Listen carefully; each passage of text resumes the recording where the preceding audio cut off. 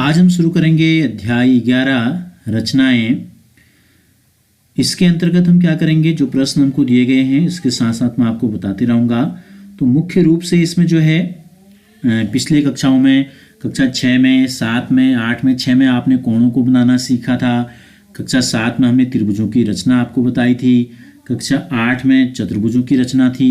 ठीक है, अब यहाँ क्या है, यहाँ भी इस जो प्रश्नावली हम करने जा रहे हैं, प्रश्नावली 11.1, इसमें हमको विभिन्न प्रकार के कोण बनाने हैं और बनाने के साथ ही उन कोणों की रचना की पुष्टि भी हमको करनी है कि ऐसे कोण बना तो क्यों बना। ठीक है, उसका कारण भी हम आपको बताएंगे। कक्षा 6 में हमने आपको कारण अच्छे से आपको नहीं बताए गए होंगे।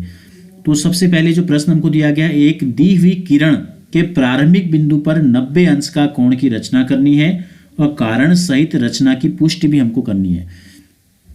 तो देखो क्या करेंगे, एक किरण हमको लेनी है। तो एक किरण हम लेंगे, ये हम बना लेते हैं एक किरण। ठीक है, अब किरण में क्या होता है, एक तरफ होता है अंत बिंदु और एक तरफ होता है तीर का निशान। तो हमें क्या करना है, एक तरफ तीर का निशान हम बना देते हैं इस प्रकार से।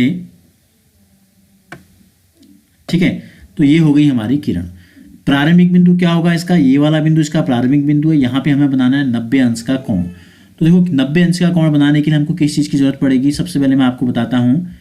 एक प्रकार हम लेते हैं और इस प्रकार से हम क्या करते हैं, एक वृत्त यहाँ पे बनाते हैं। ठीक है, यानी कि एक संपूर्ण कोण कितने का होता है, अगर हम एक गोल पूरा चक्कर लगाएं, यहाँ पर अगर हम एक वृत्त बना दें, ठीक है, पूरा एक गोल चक्कर बना दें इस प्रकार से, तो क्या होगा, ये एक जो कोण बना पूरे का पूरा, ये होता है 360 अंश का।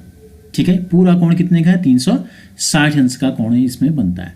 अब हम क्या करते हैं, 360 अंश का कोण कैसे बनता है मैं आपको दिखाता हूँ। एक लाइन भी हम इसमें ड्रॉ कर लेते हैं, एक रेखाखंड यहाँ से बना लेते हैं इस प्रकार से। ये तो ये जो पूरा एक चक्कर आपको गोल दिखाई दे रहा है, ये है 360 अंश का कोण।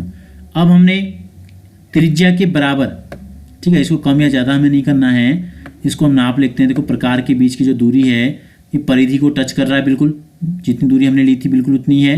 अब हम क्या करते हैं, इतनी दूरी का एक चाप यहाँ लगा देते हैं, कहीं से भी शुरुआत करते हैं हम। ठीक है, ये हम यहाँ हमने रख दिया, कहीं पर भी परिधि पे प्रकार रखा और एक चाप और हम लगाते हैं इतनी ही दूरी का, त्रिज्या के बराबर, वृत्त की त्रिज्या के बराबर एक हमने चाप लगा दिया इस प्रकार से। फिर हम नहीं लगा चाप, ये लग गया चाप आपका। फिर क्या करना है, इस प्रकार की जो नोक है, नुकीला सिरा, इसको हमें जहाँ पर ये दोनों चाप काट रहे हैं यहाँ पे हम रखते हैं। फिर हम एक इसी त्रिज्या का एक चाप हम और लगाते हैं। देखो सारे कोण कैसे बनेंगे, बिना इसके आपके समझ में नहीं आएगा, तो इस क्रियाविधि को समझना बहुत ज़रूरी है। तो ध्यान से आप देखेंगे और करके भी आप ऐसा करके बनाएं। ठीक है, और एक चाप हम उतनी दूरी के बराबर चाप इसमें लगाते रह रहे हैं। अब हमको ये देखना है कि कितने बराबर भाग इसके हो सकते हैं, कितने बराबर भाग इसके हो सकते हैं, हमें ये देखना है। ठीक है, तो यहाँ पर भी एक चाप हम लगाते हैं, तो ऊपर ले लेते हैं इसको, ये लगा दिया हमने एक चाप। फिर हम जहाँ ये काट रहा है वहाँ हमको रखने हैं इसके प्रकार की नोक को, जहाँ जहाँ दोनों त्रिज्याएं काट रही हैं, दोनों चाप काट रहे हैं। अब एक चाप हम यहाँ लगा देते हैं ये, और फिर हमने यहाँ चाप नहीं लगा, फिर आप लगा लीजिए। ठीक है, फिर ये लगा लिया हमने। अब हम रखते हैं नुकीले सिरे को फिर यहाँ पे जहाँ पे दोनों चाप काट रहे हैं, और फिर हम यहाँ देखते हैं जहाँ से हमने शुरुआत की थी ये वहीं पहुँच गया, ये वाला सिरा है।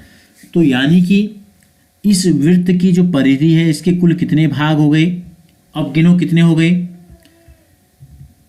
360 के बराबर भाग हमने कर दिए 6। देखो पहला, दूसरा, ये पूरा तीसरा है, बीच में हमने एक त्रिज्या बनाई थी। ठीक है, ये हो गया आपका चौथा भाग, ये हो गया आपका पांचवा, और ये हो गया आपका छठा।